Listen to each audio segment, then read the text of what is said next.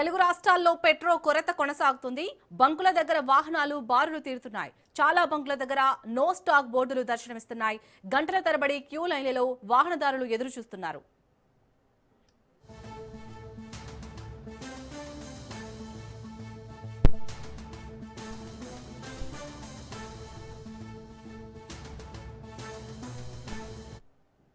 విజయవాడలోని పలు బంకుల దగ్గర వాహనదారులు బారులు తీరారు. ఒక్కో వాహనానికి 100 లేదా 200 రూపాయలకు మించి పోయడం లేదని వాహనదారులు వాపోతున్నారు. అటు డీజిల్ దొరక్క ఆటో, టాక్సీ డ్రైవర్లు ఉపాధి కోల్పోయి వీధిన పడ్డారు.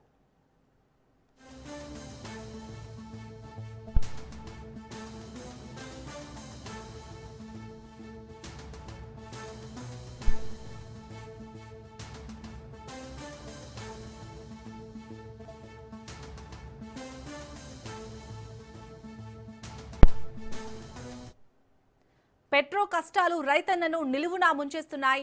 వరి కోత దశకు వచ్చిన సమయంలో మిషన్లు నడవక ఆక్వా చెరువుల్లో రొయ్యలకు ఆక్సిజన్ అందించే పంకాలు తిరగక రైతులు విలవిలలాడుతున్నారు.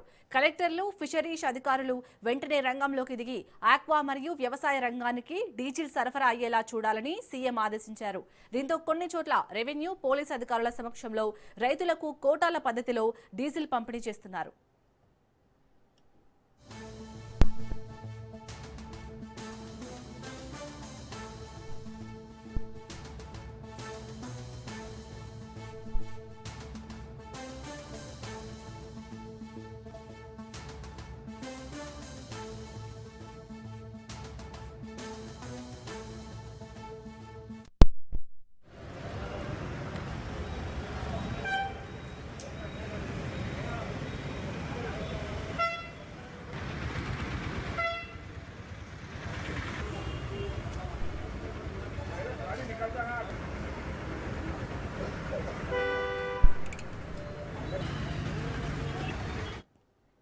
తెలంగాణలోనూ పెట్రో కొరత వేధిస్తుంది.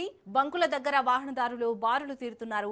కొన్ని బంకుల ముందు నో స్టాక్ బోర్డులు దర్శనమిస్తున్నాయి. పెట్రో కొరతతో వాహనదారులు ఇబ్బందులు పడుతున్నారు. హైదరాబాద్ నగరంలోని కొన్ని ప్రాంతాల్లో ఇంధన సరఫరాలో ఇబ్బందులు కనిపిస్తున్నాయి. కొన్ని పెట్రోల్ బంకుల్లో నో స్టాక్ బోర్డులు దర్శనమిస్తున్నాయి. మరికొన్ని బంకుల్లో కేవలం పెట్రోల్ మాత్రమే అందుబాటులో ఉండగా డీజిల్ కోసం వాహనదారులు భారీ క్యూలలో నిలబడాల్సిన పరిస్థితి ఏర్పడింది.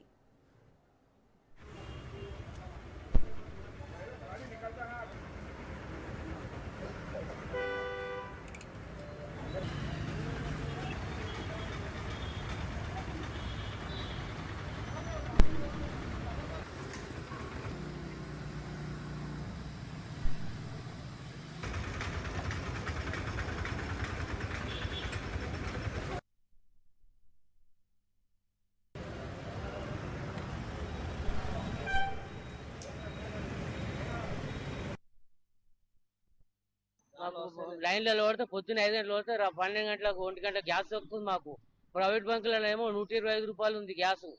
మాకు దొరకడం కష్టం అవుతుంది. 125 రూపాయలు పడితే మాకు ఇల్లు గడవట్లేదు అనమాట మాకు. అదే ఎందువల్ల హైదరాబాద్ ప్రైవేట్ గవర్నమెంట్ బంకులలో ఇవ్వడం మేము కొట్టిస్తాం అన్న.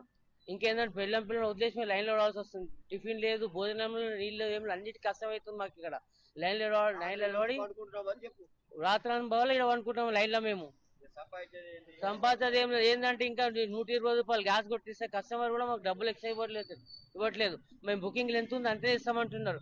గవర్నమెంట్ ఇంకేంటంటే మాకు 20 రూపీస్ పర్ కిలోమీటర్ అంటే అట్లా కూడా కట్టించట్లేదు.